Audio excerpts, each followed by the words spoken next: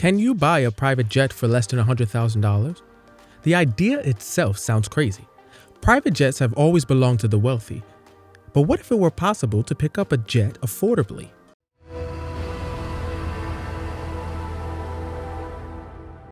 Today we'll talk about what you need to know if you're thinking about buying that bargain private jet. For years, private jets have been the ultimate signal of wealth and affluence. And there's a good reason why. Flying in a private jet is a far better experience than flying commercial. After all, on a commercial jet, you're herded like cattle through security. Even if you're wealthy or your company splurges for a first-class ticket, you still have to deal with all the traditional airline problems. Maybe the pre-check line is a bit faster than the traditional line, but you still have to stand in it. Once you're through security, you have to ride the crowded tram to the gate while trying to find a seat. Or perhaps if you're a VIP member, you could stop off at a lounge. But you're still in an airport, crowded with other tired travelers, anxious business people, and crying babies. And the first-class seat is far better than the narrow seats in the back of the plane, but you're still stuck in a cabin with a couple of dozen other people. No one wants to be there, and everyone just wants to get off the plane and to their destination. But once you move to the world of private aviation, everything changes. You no longer have to go through the elaborate security theater at the TSA checkpoint. Just show your ID to confirm that it's you, and you can board the plane. Often the pilots themselves will take your baggage and ensure that you have everything that you need, and you and your guests get the whole plane to yourself. No random strangers are behaving oddly or being annoying, and on the new jets, you get blazing fast free Wi-Fi. If you thought the amenities in first class were good, just wait until you get to the private jet experience. The snacks, drinks, and food are exactly what you should expect for VIPs. So how do you fly private? There are two main methods of flying private. The first is to charter a jet. When you charter, you're simply renting the jet for the duration of the trip. You can charter a jet for your flight, and then the jet moves on to other trips booked by other passengers. Within the charter jet world, you can also purchase a private jet card. This card entitles you to a set number of flying hours allocated to you each year. NetJets was the first company to offer a private jet card. Now, many other companies are doing it. Even Delta Airlines offers its own private jet card. With NetJets, you would spend $250,000 to buy several hours on a jet that you could use whenever and wherever you wanted. Chartering a jet is an excellent option if you don't fly frequently and just want to use the jet occasionally. On the other hand, if you fly often and you can afford it, it can make sense to purchase your own private jet. When you purchase a jet, you own that jet. It is always available when you need it, and no one else gets to use it without your permission. But private jets are not cheap. Even tiny private jets start upwards of $5 million new. Needless to say, that's out of reach for all but the most affluent corporations and individuals. But what about the used market? After all, if you can buy a used exotic car for a fraction of the original cost, can you do the same with a jet? Well, it turns out you can. For example, if you search online, it's fairly simple to find a used private jet. Right now, there are several examples of well-used jets under $100,000. You can pick up a Learjet 24D for just $99,500 right now. Or there's even a 1982 Mitsubishi Diamond 1A jet for only $65,000. In the 1970s and 1980s, these jets were used by the ultra-wealthy to live their jet-set lifestyle. But now they are antiquated and available to pick up for a tiny fraction of the original selling price. So yes, you can definitely pick up a used jet for under $100,000.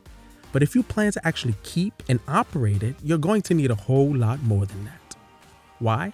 Because just like a used car, private jets require maintenance. But unlike automobiles, you don't just need to maintain a jet when it breaks down, nor should you. With jets, you have to stick to very strict maintenance schedules. Because if a car breaks down, you just pull over to the side of the road. But if your jet breaks down in midair, you probably aren't making it home. In order to help ensure safety for passengers, pilots, and people on the ground, the Federal Aviation Administration implemented strict rules and regulations regarding aircraft maintenance. Generally, these maintenance schedules are based upon the flight hours logged on the aircraft. In addition to consistent pre-flight checks, in-depth checks are mandatory every 600 to 1,000 hours depending on the type and size of your aircraft. Additionally, all the important parts on a jet have a recommended number of flight hours. That means you need to track every hour your plane is in the air. Flight hours must be carefully logged in order to ensure that you're following maintenance protocol. Once you've exhausted the flight hours for a particular part, it must be replaced, whether or not you think it needs to be replaced. And replacing private jet parts is not cheap. The required engine overhaul for jet engines typically costs anywhere from 1/3 to 1/5 the price of a new engine. Even small jet engines can cost $200,000 to $300,000 each to overhaul. That means your $100,000 used private jet may need over $500,000 in repairs very soon. Unless you have deep pockets or are a trained and certified airplane mechanic, you may end up spending more than you bargained for to keep your jet in flying shape. In addition to extremely expensive maintenance costs, you'll also need a place to park your jet when not in use. Corporate hangars can easily cost $3,000 or more per month to rent. That means that even if you never fly in your plane, you'll still need to shell out over $36,000 just to have your plane stored at the airport. And who's going to fly your new-to-you plane? Are you going to get certified as a pilot? Between classroom training and the hours needed to become a licensed jet pilot, you could easily spend $10,000, plus several $1,000s more each year to maintain your certifications. But most people actually choose to hire a pilot and co-pilot. And many aircrafts require a co-pilot to legally fly. So unless you're buying a plane with your friend, you'll need to pay your co-pilot a living wage. Plus, you and your co-pilot will need to be certified on your particular plane in addition to having your pilot's license. Now let's get into the variable costs to actually fly the plane. For 100 hours of flight time, you'll pay quite a bit just in fuel.